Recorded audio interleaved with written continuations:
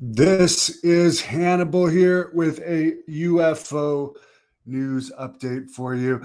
I just finished watching the part two of Alien Investigations with George Knapp on Netflix. Part one on animal mutilations was excellent. Part two was on the Colares UFO invasion that went on for approximately 2 years in the 70s in Colares, Brazil. I interviewed an expert on this case probably a month ago, and he is in this documentary, which I'm sorry, I won't try and pronounce his name, but click on the link in the description if you would like to see that. Very interesting case.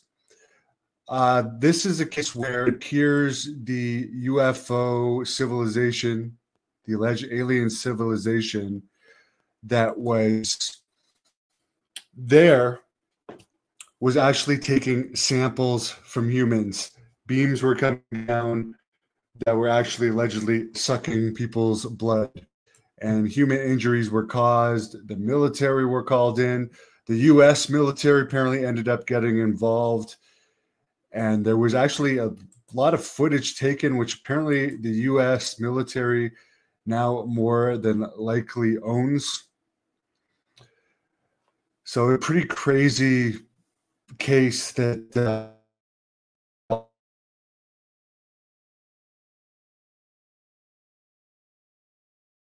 that were shooting at people were used to gauge the chemistry of the target. Apparently, the UFOs or the military was actually giving people guns there too. So pretty crazy stuff. And they also went in at the end of this to the jellyfish UFO incident that is famous now. I believe it's in Iraq, a jellyfish UFO flying over Iraq, an Iraq U.S. military base in Iraq, which I'll take a picture of right now for anyone that hasn't seen this. And I should have taken the picture before, but I guess it was first revealed on, I'll do a whole separate video on the jellyfish UFO because I won't get distracted, but sorry for that. The jellyfish UFO, it looks like a jellyfish on the radar, but I've seen closer images of it and people that have like done graphic reenactments of it. And if you actually look at the shape, it's almost like a robot. It just kind of looks like a jellyfish on the video because it's dark in the video. But this jellyfish apparently went through this entire U.S. base in Iraq for approximately 40 minutes, and it went over all the most sensitive parts in this base. Then it went over to the water, dropped underwater for about 17 minutes, then came out of the water, paused, and then shot into space. And apparently there was footage taken of this that hasn't been released yet. There's footage released that has been leaked of this anomaly going through the base, but the part where it shoots out of the water has not been released. And this goes with what people say about UFOs moving between space, air, and sea. Obviously, there's something underwater related to UFOs, very important to UFOs, and our planet is 70% water. And when these UFOs most of the time go into water, there's no splash or anything, and they defy laws of physics. Commander Dave Fravor, actually, who shot the Tic Tac UFO, was one of the ones following the Tic Tac UFO, said under oath in Congress that there was an object underwater that the Tic Tac UFO seemed to be communicating with. And this object, although he couldn't see the physical object, it was moving and causing waves. So pretty weird stuff. I'll show you guys this jellyfish UFO image. We'll see if it works. I mean, most of you have already seen it, But again, to me, it doesn't even look like a jellyfish. They're just using that to describe it. To me, it just looks like a dark object. Very unusual, but if you think about it looking like potentially a robot, you could understand why. And I will put it up right now, but tell me what you think so far of this. There's 6 episodes altogether.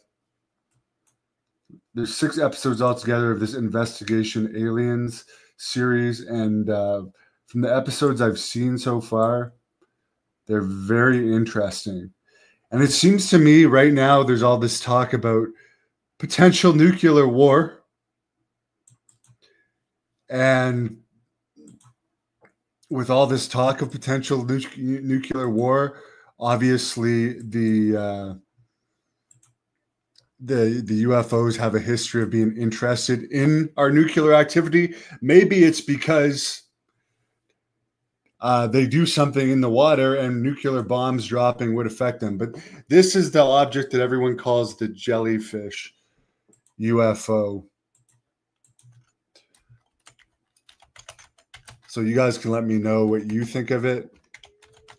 It does look a little weird, and I'll show you. I'll show you the artist's rendition of what people think.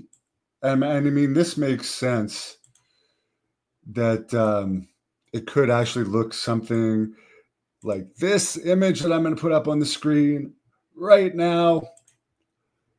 That if you look at like the thing, I mean, it could look something like that. This is an artist rendition because you got to admit it looks kind of blurry, but I mean, it could be something like that.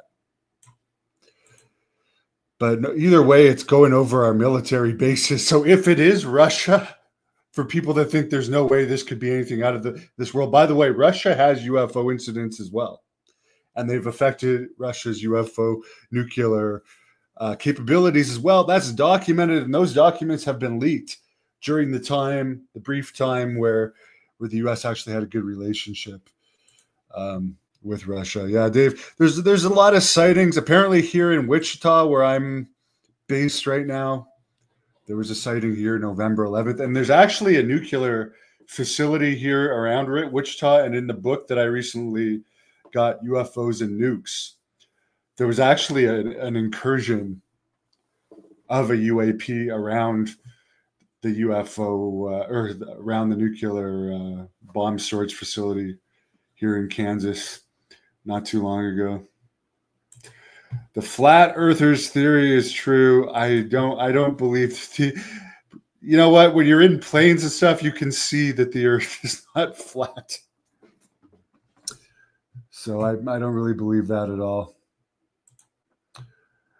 Someone says there was a crash in the Ukraine. I really don't know about that, but there have been allegedly crafts all over the place.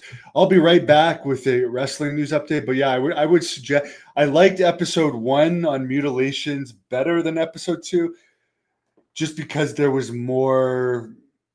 Like I hadn't seen the thing in episode 1, which I'll just briefly touch on again. There's a video of a deer with an alleged alien behind the deer, moving in the mutilation video, which I'd never seen before. This episode 2, the big reveal is the jellyfish video, which most of us have already seen.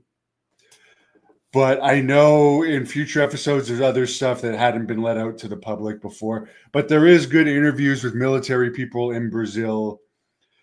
They actually go right to Colares, Brazil, to investigate that whole situation. And it's definitely an example of a negative UAP situation. Whether the intention was negative or not, I mean, they were clearly sampling us. Were they there to hurt us?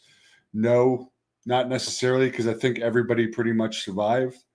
If there was deaths, it hasn't been well documented. There was lots of documentation of people getting injured.